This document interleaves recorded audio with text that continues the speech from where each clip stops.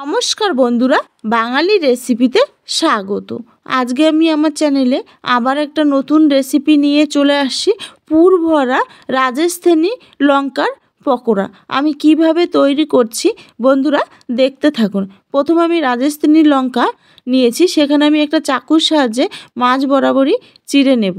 বন্ধুরা আমি চিড়ে নিয়েছি, এখন ভিতরে যে বীজটা আছে সেটা আমি চাকুর সাহায্যেই আমি বের করে নেব। বন্ধুরা আমি বাকি যে লঙ্কাগুলো আছে সেগুলো আমি একইভাবে আমি ভিতরে যে বীজগুলো আছে সেগুলো আমি বের করে নিয়ে নেব। বন্ধুরা দেখতে পাচ্ছ আমার সব লঙ্কার বীজগুলো একইভাবে বার করা হয়ে গেছে। এখন আমি ওভেনে একটা কড়া দিয়ে দিয়েছি, সেখানে আমি বড় চামচের 1 চামচ সরিষার তেল দিয়ে একটু মিডিয়াম আঁচে গরম করে নিয়েছি। এখন আমি এখানে দিয়ে দেবো ছোটো চামচের 1 চামচ জিরে আর পেঁয়াজ আগে থেকে আমি কেটে রেখে দিয়েছিলাম, সেটা আমি দিয়ে দেবো। দিয়ে আমি মিডিয়াম আঁচে পেঁয়াজটা ভেজে নেব।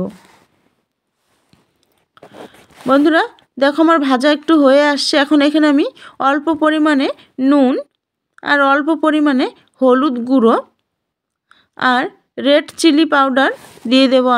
দিয়ে আমি পুরো পেঁয়াজের সঙ্গে আমি মিশিয়ে ভেজে নেব।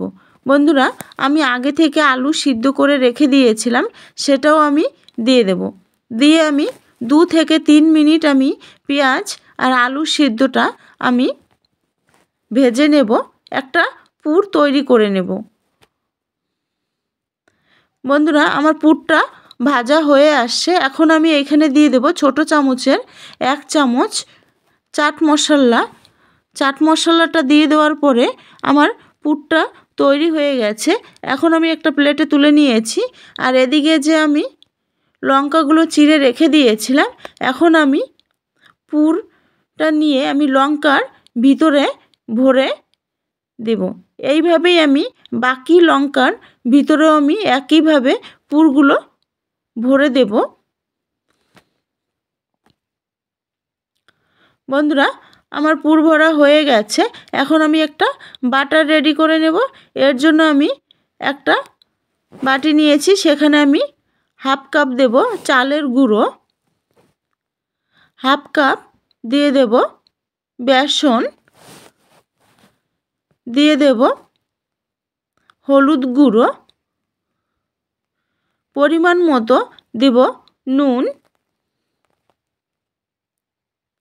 আর 1/2 চামচের কম দেব রেড চিলি পাউডার, আর ছোটো চামচের 1 চামচ দিয়ে দেব বেকিং পাউডার। অল্প অল্প জল দিয়ে আমি এখন বাটারটা আমি ফাটিয়ে নেব। বন্ধুরা আমি 4 থেকে 5 মিনিট আমি বাটারটা ফাটিয়ে নেব। বন্ধুরা আমি প্রথমে অল্প জল দিয়েছিলাম, এরপরে আমি আবার জল দিয়ে আমি ফাটিয়ে নেব। 5 থেকে 6 মিনিট আমি বাটারটা ফাটিয়ে নেব। এখন আমি একটু আঙুলের সাহায্যে দেখে নেব কেমন হয়েছে। এখন এটা আমি 15 মিনিটের জন্য ঢাকনা দিয়ে ঢেকে রেখে দেব। বন্ধুরা আমার 15 মিনিট হয়ে গেছে, আমি ঢাকনাটা তুলে নিয়েছি।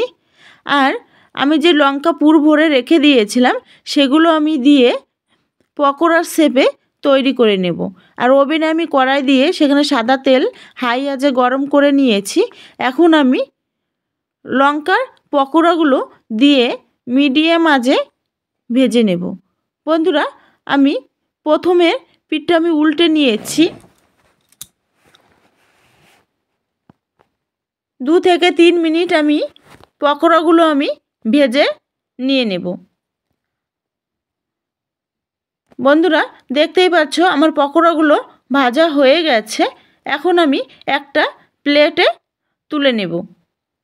বন্ধুরা আমার এই রেসিপিটা যদি ভালো লেগে থাকে তাহলে একটি লাইক, কমেন্ট আর শেয়ার করে দিও, আর চ্যানেলটি সাবস্ক্রাইব করে দাও। আর বন্ধুরা যদি ফেসবুক পেজ থেকে দেখে থাকো তাহলে চ্যানেলটি ফলো করে দিও।